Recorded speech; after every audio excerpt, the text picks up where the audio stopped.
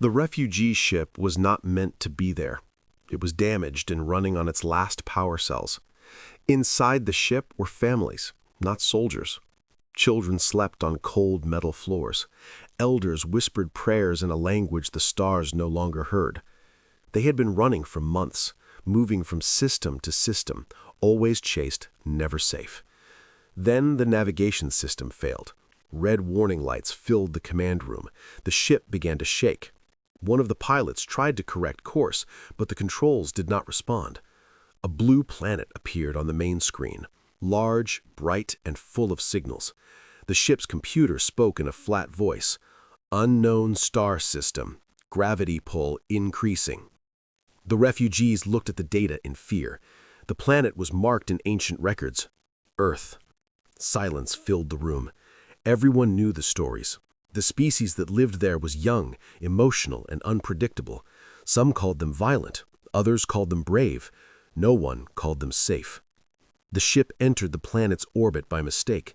Flames formed around it as the ship struggled against the atmosphere. Systems failed one by one. Communication arrays went dark. There was no way to escape. On the surface below, strange lights moved across the land. Signals rose into the sky, fast, sharp, and alert. Earth had noticed them. Inside the refugee ship, panic spread. Parents held their children tighter. The captain gave a quiet order. Power down all non-essential systems. Hide. But it was already too late. On Earth, metal birds rose from the ground and cut through the clouds, fast, precise, watching. The refugees believed this was the end. They had escaped war, hunger, and extinction, only to fall on the wrong planet. And now, the humans were coming. The refugee ship drifted silently in Earth's upper sky. Inside, no one spoke. Power was low. Weapons were empty.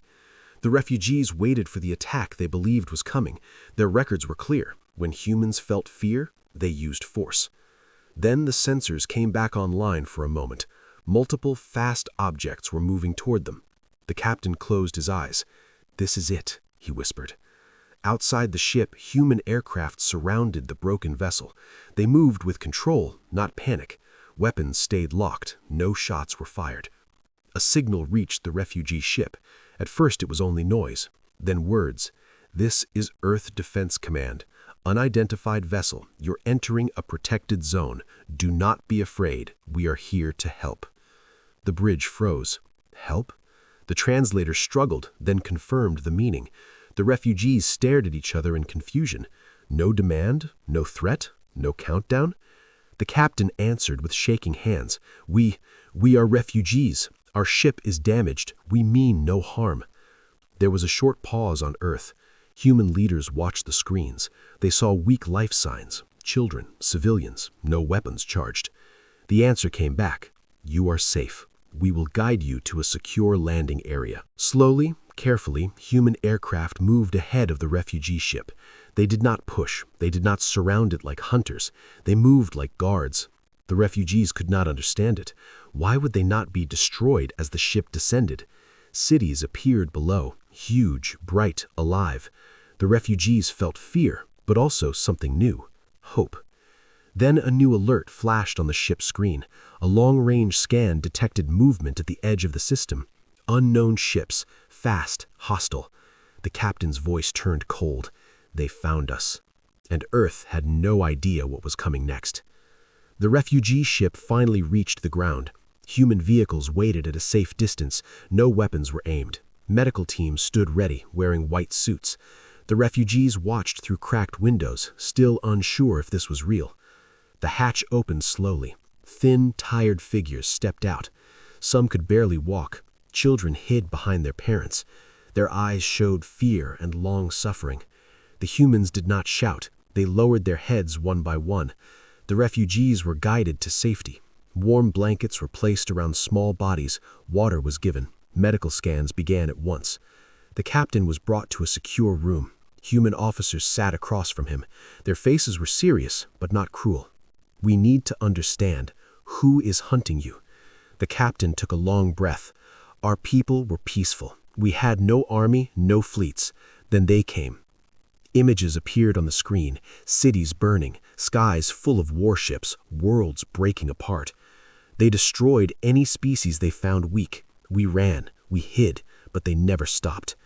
A human officer clenched his fists and asked, "And now?" "They tracked us," the captain said quietly. "We led them here by mistake." Far above Earth, sensors began to light up, multiple fast warp signatures, unknown origin, high power. Human commanders watched the data in silence. The enemy fleet was entering the system. The refugees saw the fear change on the humans' faces. Guilt crushed their hearts. "We will leave," the captain said quickly. "We do not want your world to suffer because of us." The human commander stood up. "No," he said firmly. He looked directly at the refugee captain. "You came here by accident, but now you are under our protection." Outside, alarms echoed across the Earth defense network. Human ships launched into space. The refugees realized something unbelievable. The humans were preparing to fight for them. News spread across Earth in minutes. Screens in cities, homes, and streets showed the same images. Unknown ships at the edge of the solar system. Experts spoke fast. Words like invasion, extinction, and war filled the air. People were afraid. Some demanded the refugees be sent away. Others shouted that Earth was not ready for another war. Fear divided the planet. Inside the refugee shelter, silence ruled. The aliens watched humans argue for their fate. Children asked why the humans looked angry. The air refugee captain bowed his head. "This is our fault," he said softly. In the command center, human leaders gathered around a large display of the incoming fleet. The enemy ships were bigger, stronger, more advanced. A general spoke the hard truth. "If we fight, we will lose ships, we will lose people." The room stayed silent. Then a civilian voice broke through the channel, a nurse from the refugee center.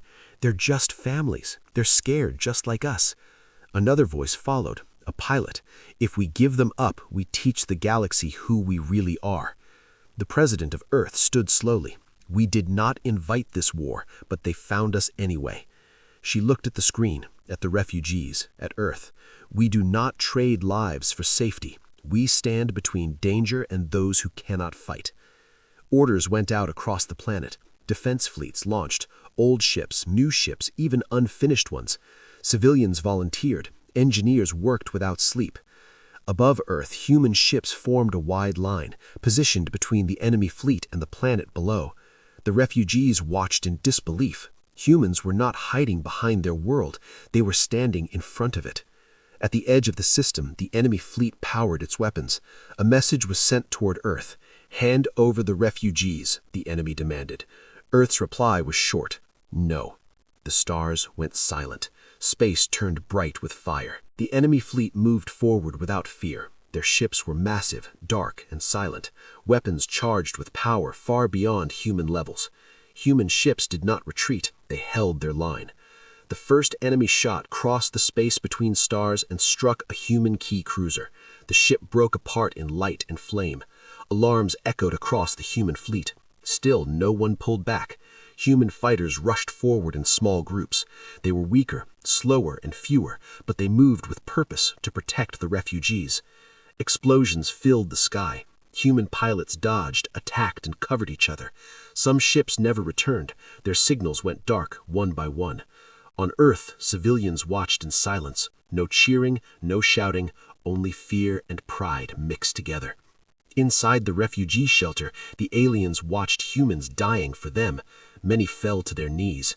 "They don't know us," one elder whispered. "Why would they do this?" The answer came from a human soldier standing nearby. "Because it's wrong to let you die." The fleet pushed closer. Their weapons began charging for a final strike. On Earth, at the refugee center, human commanders saw the threat. A last option was prepared. A massive human defense weapon powered up. It was old, dangerous, never tested in real battle. The general gave the order. "Activate." Energy surged through space. The weapon fired once. The light was blinding. When it faded, several enemy ships were gone. The fleet hesitated for the first time. Human ships surged forward again. They were wounded, they were burning, but they did not stop. The refugees understood the truth at last. Humanity was not strong because of its weapons. Humanity was strong because it refused to step aside. The battle ended in silence. Broken ships drifted through space, both human and enemy. Smoke and light faded slowly. What remained was something new no scanner could measure. The enemy fleet pulled back. Its commander sent a final message. His voice was no longer strong. "You lost many ships. Why defend those who are not your own?" The human commander answered without anger, because they needed someone to stand in front of them. The enemy fleet turned away and vanished into dark space. On Earth, alarms stopped. Cities exhaled as one. People cried, hugged, and remembered the names of those who did not return. The refugees were alive. In the shelter, the alien families watched human medics treat wounded soldiers. No difference was made between species. Blood was blood. Pain was pain. The refugee captain stepped forward. "We owe you our lives. Our people will never forget this."